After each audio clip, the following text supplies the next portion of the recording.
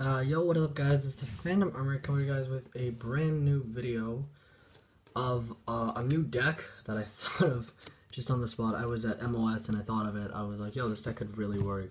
So essentially, the week before MOS, I wanted to play Chaos Dragons for it, because I thought Chaos Dragons could do really well. However, I found the problem in which Chaos Dragons just really sucked against Cosmo. So alternatively, I just played Domain Monarchs, and that did pretty terrible. I will admit Domain Monarchs is kind of terrible now. I would not play that deck. However, I think this build of Chaos Dragons can honestly get you a lot further. And yeah, like I saw like I think 2 Chaos Dragon players there who did not so great. However, I think this deck is still pretty cool. And honestly, I think if you're going to be playing Chaos Dragons, you should be playing this build. I didn't prioritize the fact that, like, Chaos Dragons, they have a problem with, like, bricking and also not having recovery a lot of the time, as well as problem with, like, you know, not being able to beat Cosmo. So I alternatively just put in a Monarch engine, and I think it's doing pretty well. So either way, I didn't play this at MOS, so I don't actually have any real testing, but off of a couple games off DN, I think this deck is pretty effective. So we're playing Double Curry Bandit. Kind of insane in this deck considering how many cards you actually want to mill. So, Double Curry Bandit. One tour guide. Being able to make a Levier whenever you really want to is kind of insane. So that's why I played the one Curry Bandit. Or no, the one tour guide. I was gonna play triple Curry Bandit, but then I didn't have 3, and then also I felt like tour guide was better. And then I played one Mathematician, because you play less lights than darks on this deck, so you want to be able to send all of them, as well as having draw power is really powerful in this deck. So yeah, because of course being like normal summon, send idea, add back the Pantheism, crash, or something, do tons of plays, it's kind of insane. For the Squires, we played 2 little white girl and then 1 black dude, little black dude. So anyways, I was originally just gonna play the ideas, because I felt like that was better. But there was times where you'd open idea without having light pulsar or anything, or any way to get it out of your hand. And I felt like Eidos was just a really cool addition. And of course, they all say you can't special summon for the rest of the turn, so you can make a huge combo play and then just normal summon the idea and then make a tribute monarch, which is kind of pretty good. As well as like if you're most of the time gonna send the idea, and then if you have Eidos, you can banish the Eidos, summon the idea, and then do plays like that. So that's why I feel like these guys are all pretty cool. I don't want to play more than 1 copy of Eidos because of course it breaks. So those guys are pretty cool too. Plus like Erebus turn 1's still pretty good. We're playing triple Erebus. Despite the fact that this card normally sucks to draw, it can help you out of bricked hands, as well as like being able to set up your deck, as well as like milling this card's absolutely amazing. So that's why I feel like this card's pretty good. So 3 of those. I'm gonna play 1 Karez. I felt like I wanted another Monarch, and I didn't want like another like just weird Monarch. I don't want to play Aether. I felt like that was really bad. I didn't want to play Thestalos. I felt like that was also really bad. So I just wanted a light that could do something in like late game, can do something in early game, being able to just pop itself, draw a card, have more lights in grave. Kind of insane. So yeah, I just felt like I wanted another Monarch, and I wanted something else to bounce off Erebus outside of just like Dark Armed, which yeah, that is insane, but still. We're playing 1 Raiden. I'll explain this later. We're playing 2 charge 1 Raiden. I'll explain this later. I just think, I don't know, it's kind of complicated. Either way, just 1 Raiden. It kind of sucks to draw. Double Light Pulsar. Kind of insane. Kind of hoping I can find a way to bump this up to 3. It's really good. Dark Flare. I don't know, just fixes brick hands pretty good. And then BLS, and then Chaos Sorcerer. So for the moment, I don't want to play too many Chaos Monsters because my Brilliant Fusions, I haven't got them yet. Either way, I'm probably not going to get them for a couple more weeks. But either way, it makes the entire deck more consistent, being able to send Light Pulsar off of a spell that isn't foolish. But for now, I feel like this is really good, this engine. I didn't want to play too many Chaos Sorcerers, mainly because like it's kind of terrible, this format. So That's out of the bucket. BLS, of course, you gotta play it. And then for these guys, I just wanted more floaters and cards that could set up bad hands rather than cards like Chaos Sorcerer that essentially just advance you by removing cards from your opponent, which isn't always that great.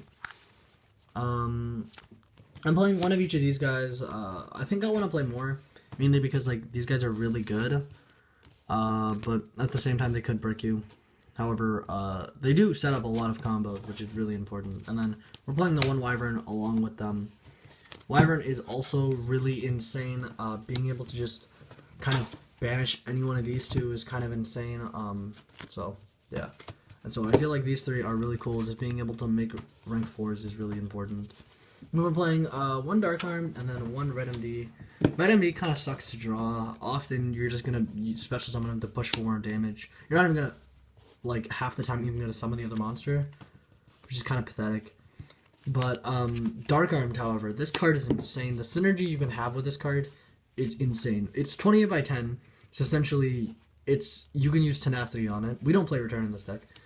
Another fact, you can bounce it with Urbis when it's in your grave. So this card is no longer the card where it's like you have to banish Red MD, or no, you have to banish Dark Armed, because then Red MD, if you mill Red MD, you always have it. But if you mill Dark Armed, then you never have it. But the fact that you have like Dark Armed essentially infinite amount of times is really insane. And like any hand you're gonna summon Dark Armed with Light Pulsar, you're going to win that game.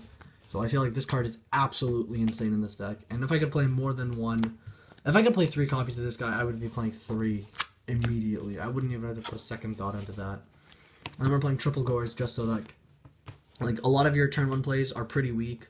You're just gonna be summoning something like Curry Bandit, Mathematician, stuff like that. So you want something that ensures you don't die. And I feel like Gores is like the best one. What the hell is that? Whatever. Moving on to the Monarch spells, or the spells in general, we're playing Triple Pantheism. This card is absolutely insane. Of course, you all know that. We're playing the Double Stormforth and the one Tenacity. So after a couple like days of testing, I feel like honestly, like, you can't play less than 3 Pantheism. It's essentially a +1 that can advance you further in your deck. So, like, this card is, like, a no-brainer. Obviously, we're playing, like, the Stormforth because it's Stormforth. And I wanted to play 1 copy of Tenacity because in case you just have, like, a Monarch, you can search the Pantheism. But if you don't, you can just reveal these 3. So it's much more versatile than just having another card. Which, like, or just having another Stormforth, which is really good. As well as, like, the fact, like, you can banish this card in late game to get even more value, because we are playing Prime. So either way, like, these cards all fix the problems in which, what is it called, Chaos Dragons had before, where they couldn't beat Cosmo, they needed more draw power, and stuff like that. Honestly, they just needed to draw more cards, and along those lines, like, honestly, these cards just fully accomplish that, which is really why this engine succeeds and strives so well in this certain kind of deck. We're playing Double Instant Fusion. This card's really insane. It's just like you don't always have the force to bring back, so you have to actually play this like really smart. But it's also like really cool because it's outs to other cards that you normally wouldn't be able to out. And then we're playing Double Charge, so I'll explain this now. So we're playing 2 Charge and 1 Riot in, which you may think is kind of terrible. But if you look at the engine, in this format, Riot in is like a terrible card. Normal summoning this to mill 2, kind of terrible. If you look at it, if you compare it to a card like Curry Bandit, if you open like one or the other, you'd always want to have the Curry Bandit, because when you look at Charge, it's a mill 3 with a chance to mill 4 more. And if you're milling all 4, most likely your hand is shit. So that's one way to put it. Where with Curry Bandit, you're always going to be milling 5 and possibly recuperating the advantage you had before. So though like shoves itself off the board, essentially this card is always going to have value. But like realistically, Charge is a better card than Raiden. If you ever draw Raiden, it's terrible. I was considering playing Lila, but honestly, like, the fact that Raiden can mill in the main phase is really good. As well as, like, you can mill potentially just 5 with it over, like, and still keep board advantage. That's also really good. But, and it's a tuner as well. But honestly, it's just, like, Light Ones are so slow this format, and I don't want to be playing a card like Raiden at more than like 1 copy, and I don't really want to be playing that many Light Torns. Maybe when I play the Brilliant Fusion engine, I might put in 1 what is it called, 1 Lumina, because then you could just send the Riot in and then charge, summon back the Lumina, and stuff like that. But then at that point, Lumen is a brick too. But I don't know. I feel like it's really good. I don't know. I think Charge is a really good card, but I think Raiden is a terrible card. So I don't want to play more than this. And honestly, I probably wouldn't ever play more than that. I'm playing Double Allure because draw power is really important, so we want to draw more cards. Foolish, because Foolish is amazing. It's like one of the best cards in the deck, and then Twin Twister. I just want to explain that like Foolish can be like anything. Normal Monarchs, so you can either have like a Banish spell back, a Tribute monster, or like Foolish in this deck can get you literally anything that you actually would ever want. So it's like, it's such a versatile card. If you draw Foolish, you feel like you're gonna win. And then I'm playing the Double Prime so that we can make cards like Pallades pretty effectively. So yeah, that's what I feel like. And of course, Prime is really good. It's like one of the best Monarch spells because it also helps you grind in the late game, which is also something that deck struggled with, recuperating advantage. Like, just being able to make a ring 5 every turn is absolutely insane. My extra deck's the wrong way around, so let's just put this in order. We're playing the one Norden because it's at 1. Either way, it's pretty good. Black Rose, insane card.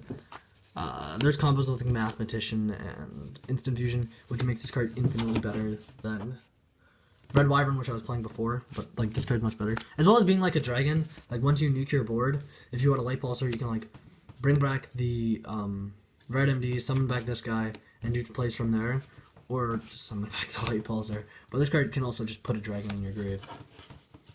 Stardust, obviously really good. Spark, it's meant to be an Omega, I just don't have an Omega. Colossal Fighter, so for when your opponent maxes you, you can just kill him. Scrap Dragon, this card's like pretty interesting because it can pop itself, and then you can summon it back with Red MD, and then it can pop itself again, which is like kind of insane. Because like you got 2 pops for one like card that literally just was meant to do one. Chao Fang, we're only playing Chao Fang because like he's I side Valor, so like obviously that's the reason this guy's in here. But normally we just play him to make Prime and Raiden into a really big monster, and that's what this guy does. That's all he does, and that's why he's pretty cool. Leo's kind of insane. Like, if you make this guy, you just have so much damage. So he's just used to clear board, but either way, he's like a really cool card. Levier. Oh, dropped my card. Levier, the only 3 we actually play. I didn't want to play another one. I felt like Dante was okay, but honestly, I didn't want to ever make the Dante. Like, I didn't want to summon the George at turn 1. I'd rather just make Levier when I need it, and I just wanted access to Levier. That's why I felt like that card was really good. Dweller, Diamondire, and Castel. It's just like back row outs, monster, or back row outs, floodgate outs, and then, yeah, no, back row outs, floodgate outs, monster outs. And I felt like these are the only 3 you really need. These are the only 3 I'm playing. I'll probably play something like Emerald, but mine's on loan right now, so gotta wait till I get that one back. Either way, I think these 3 are really cool. These are like the best like rank 4s right now. And honestly, I wouldn't disagree with that statement. Double Pallades. It doesn't always come up that you make both. I probably want to take one up for like Volcanosaurus or something. Something just inferiorly or much better that can OTK. I think Shark Fortress actually be better because like this card can't help you OTK.